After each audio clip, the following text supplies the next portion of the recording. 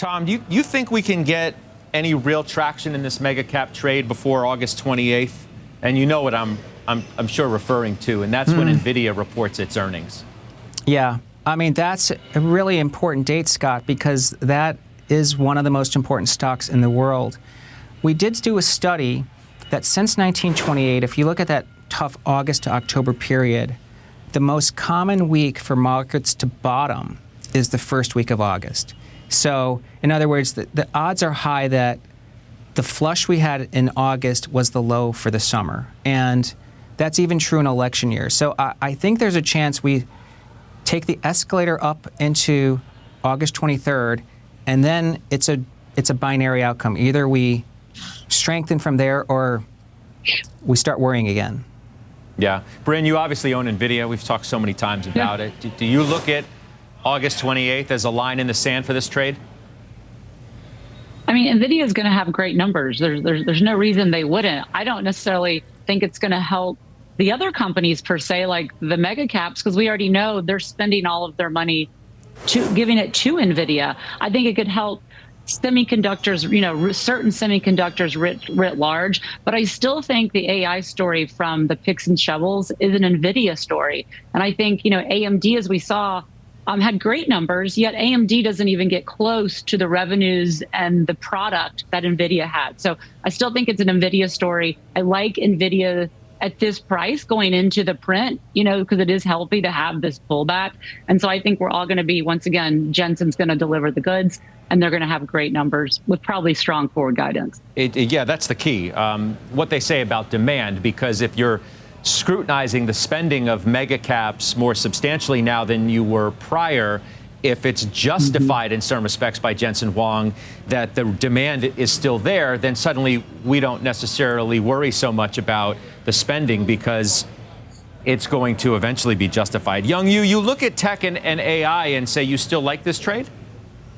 We definitely like this trade, and we think some of the attention on NVIDIA is misplaced in the sense that what really matters ultimately if this spending is going to be sustainable is whether the typical companies, especially large cap companies, start to see gains from eventual gains in productivity and efficiency from an AI rollout. We think that is what is going to be the big wave that's a 2025 story that keeps this going. So we are very positive. We do think there's a lot of room to run here, but narrowly focused on NVIDIA is probably missing what is the ultimate driver of this trend, and that is productivity gains by a large swath of companies that we think will start to show fruition in 2025. For sure. So I wonder, Weiss, whether it's looking for the catalyst to suggest that the worst is over for mega cap. Now, the problem with that, if you say, yes, we need to wait for the catalyst, what is that? Is it NVIDIA's earnings on August 28th? Because today's only the 9th. Yeah. So we've got almost 3 weeks to wait for what some think is the next catalyst, like Barclays talks about today. The price target at Mizuho goes to 132 from 127. We suggested the stock's off an awful lot from the highs. What do I do with that? Yeah, look, I do think the mega caps are cheap if you're looking out a year or two. And today, Alphabet's pretty cheap. Meta's pretty cheap. Microsoft, not so cheap, but they will grow into their valuations. So I did nothing over the last few days, relatively nothing. I did buy a little Facebook, or Meta, sorry, during the big decline, as I mentioned on the air. But it hasn't mattered because the market is trading as, in those periods of volatility, it's trading as one. They're not distinguishing between fortress balance sheets, embedded growth, and great management. They're taking them all down. So I don't know what the catalyst will be. To me, the catalysts ahead are, as we spoke about, the data that's coming out this week, the economic data, because if the data is bad, if it's showing a challenged economy, it's going to take them all down, and that's when you step in. So the problem why I don't like the return in the market to these levels is because I've got nothing to do in those days. I'm not a seller of my core names, and I'm not a buyer on the momentum. So I need a real washout of the market to add to my positions, which are pretty full, and to find others. Jimmy, the semis, look, Keith Lerner at Truist upgrades tech to overweight now, and that's following the sell-off. If you talk about like what is looking more attractive to people, this is one of those areas. And if you look at the performance of semi names this week, let's just take NVIDIA. NVIDIA doesn't need to be mentioned in every semis conversation.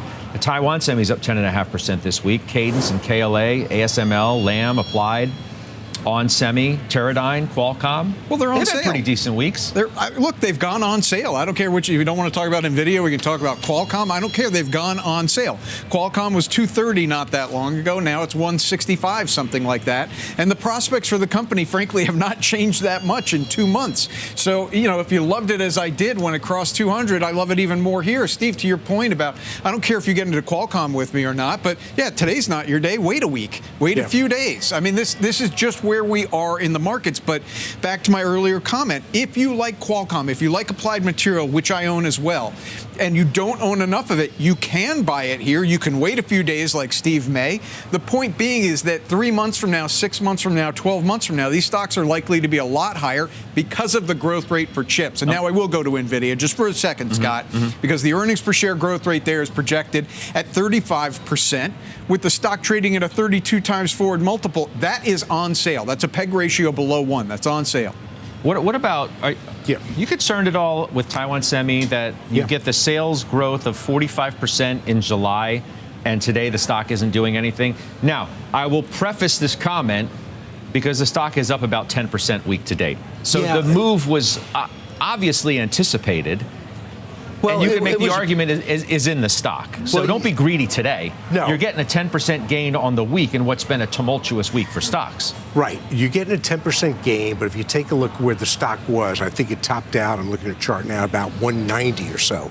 So I am surprised, as I mentioned before the show. Taiwan Semi is one I added to small, and Netflix is another one I added to, by the way, on the drawdown.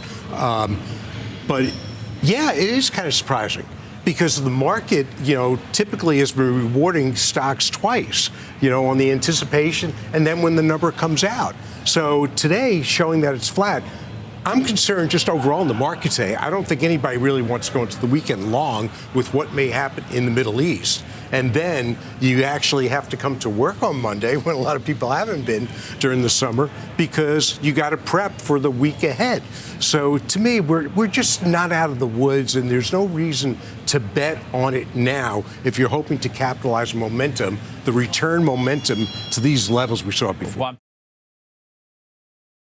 All right, let's talk about NVIDIA and the stock market as a whole. As for NVIDIA, here is the current situation. The information recently reported that NVIDIA's latest chip, Blackwell, has been delayed. We did not know if that article was true or not. And then this past Tuesday, Supermicro reported earnings. Supermicro's CEO said that they may see some Blackwell chips in Q4 of this year, but they do not expect to see substantial volume from Blackwell until Q1 of 2025. So that may be our answer for now. Long term, I am bullish on the future of NVIDIA as many hyperscalers like Amazon, Meta, and Microsoft increase their CapEx spending on AI by billions of dollars. And a delay in Blackwell does not really concern me when it comes to the long-term future of NVIDIA. Demand for NVIDIA's products is so great right now that even if there is a delay in Blackwell, they can just sell more H100 GPUs in the interim, and they will most likely guide higher for the future quarters wherein they expect Blackwell to ship in volume. So that is the long-term scenario as of now. As for the short term, I'm not sure what NVIDIA stock is going to do because there are so many unknowns in the market right now, and I think that we are currently in a news-driven stock market. Fears of recession, fears that the Fed has waited too long to cut interest rates, worries about the unwinding of the carry trade in the Japanese yen, concern about the Middle East. We are in August, which is historically a low-volume month with erratic price action, and on top of all of that, we are in an election year. There is a lot weighing on market participants' minds right now. So in the short term, I think we are in a news-driven market, and I think that NVIDIA's price action will be largely dictated by what happens with the rest of the market. With that in mind, I'm taking technical analysis of NVIDIA stock with a grain of salt for now because NVIDIA's short-term price action really does depend on what happens with the rest of the market. With that being said, NVIDIA did close Friday below the 100-day moving average on the daily time frame. The 100 MA is the white line on your screen. And we also closed below the 21-day moving average on the weekly time frame. That is the yellow line on your screen. Both of these developments do not bode well for the short-term price action in NVIDIA. But here's where things get tricky. As I just said, we are in a news-driven market, and NVIDIA's short-term price action will be dictated by the rest of the market. And well, things are looking better on the SPY's chart. The SPY closed above the 100-day moving average on the daily time frame, and the SPY also closed above the 21-day moving average on the weekly time frame. So I like what I see on the SPY's chart for the short term, but I don't like what I see on NVIDIA's chart for the short term. But as I said, the market, and therefore NVIDIA, will likely be driven by the news in the short term, so things really could go one way or the other this coming week. This coming week, we also get important economic data, including PPI on Tuesday and CPI on Wednesday. Market participants will be watching both of these reports very closely, and the market could react one way or the other depending on the results. So in summary, I'm bullish on the long-term future of NVIDIA, and I think the company has a lot more runway to go. However, in the short term, we are in a news-driven market, and NVIDIA's share price could easily move in either direction based on the news that we receive each day. With all of that being said, I hope you're all having a great weekend, and I'm curious to hear your thoughts about NVIDIA in the comments below. Please leave a like on this video so more people will see it. And while you're down there, please consider subscribing. It's free, and you can always change your mind. Thanks for watching, and hopefully I'll see you in the next video.